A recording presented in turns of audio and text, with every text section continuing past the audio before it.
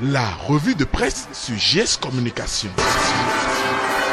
Mesdames, Messieurs, fidèles amis de JS Communication, bonjour et bienvenue à ce rendez-vous de l'actualité. L'évaluation diagnostique qui a pris en compte les enseignants, agents contracteurs de l'État reversés en 2008, ne cesse de couler d'encre et de salive. La remarque ici est que les journaux abordent la situation selon qu'ils partagent ou non les ambitions du gouvernement de la rupture. À la une de la Nation, nous constatons que l'Office du bac confirme l'adhésion massive à cette évaluation. Mais le quotidien du service public renseigne sur les préalables de la session de remplacement. Le Soleil Levant confie que le taux de participation de 75,24% a émerveillé Alphonse Da Silva, directeur de l'Office du bac qui a priori ne s'y attendait pas. Déçu d'une telle affirmation, Rodolphe Segnaka révèle à travers le Nouvel Observateur que les chiffres publiés par les soutiens du pouvoir sont établis avant la composition. L'homme rajoute pour finir que le document intitulé Réforme du système éducatif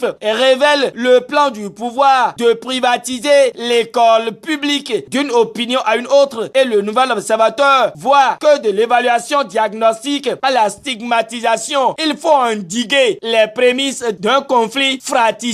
Toujours au sujet de l'évaluation diagnostique, et le Nouvel Observateur se demande si les enseignants mettent-ils le gouvernement devant le fait accompli. L'auteur de l'article présente les félicitations de la CSTB, du parti PCB et du CONARAB aux frondeurs. Mais ce qui retient l'attention du journal Le Béninois Libéré n'est rien d'autre que le retournement spectaculaire de situation dans l'évaluation des enseignants. Le constat, selon le journal du Aboubakar Takou, est que les rebelles courent pour s'assurer une place à la session des malades. Qui est fou, s'interroge le Béninois Libéré avant d'expliquer que même Souris Soulé connaît Carrefour des chats. La menace de la radiation à payer renchérit le canard. Le canard du Nord, pour sa part, voit la session des malades comme celle des rebelles. Le matinal lui s'y cède et signale qu'après son appel infructueux au boycott de l'évaluation diagnostique, la CSTB manipule les enseignants, mais le défi d'une génération expose que les résultats seront disponibles dans les 6 jours d'après le directeur de l'office du bac. Pendant que les analyses vont bon train concernant l'évaluation diagnostique des anciens agents contracteurs de l'État reversés de 2008, l'autre vision livre les troublantes révélations de Marcel Hunkari dans la gestion des gares routières au Bénin. Le matinal revient et nous apprend que le chef de l'État, Patrice Talon, s'est envolé hier, lundi 26 août 2019 pour le Japon, où il participera du 28 au 30 août 2019 à la 7e conférence internationale de Tokyo sur le développement de l'Afrique TICAD. À en croire le quotidien, le chef de l'État saisira cette occasion pour échanger avec les opérateurs économiques japonais en vue de les convaincre à investir dans un Bénin qui révèle son potentiel. Le Béninois Libéré ajoute que c'est autour du thème faire avancer le développement de l'Afrique par les populations, la technologie et l'innovation que la préfecture de Kanagawa vibrera du 28 au 30 août prochain. À présent, quittons le Japon pour le Bénin. Ici, l'Écho nous livre son analyse des propos tenus par l'honorable Wallis Zoumarou le dimanche 25 août 2019 sur Radio Tokpa, tout en révélant que l'on ne clame pas sa propre honnêteté en acceptant de porter le flambeau du déshonneur. L'Écho voudrait savoir en manchette ce que cherche Wallis Zoumarou dans ce parlement non conforme à son honnêteté. Il met à nu Talon et la rupture, écrit le Nouvel Observateur, qui se demande pourquoi il ne peut pas démissionner de la mouvance pour former un groupe d'opposition parlementaire. Avec le festival Africa Vaudou USA, la culture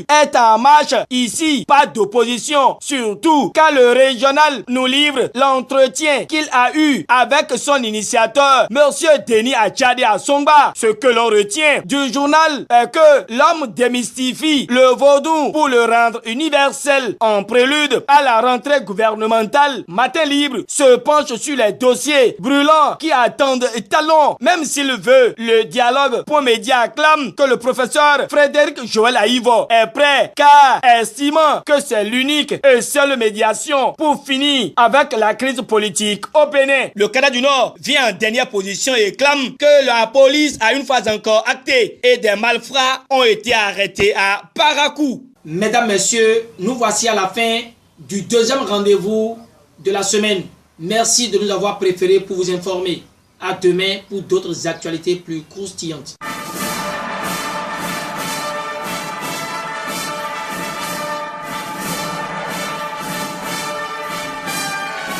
C'était la revue de presse sur GS Communication.